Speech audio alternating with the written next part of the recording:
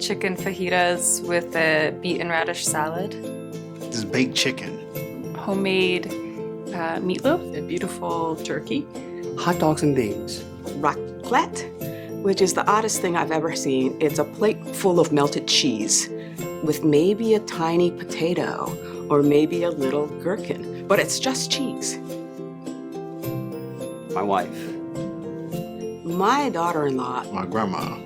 Somebody just cooked a meal for me on a date that I was on.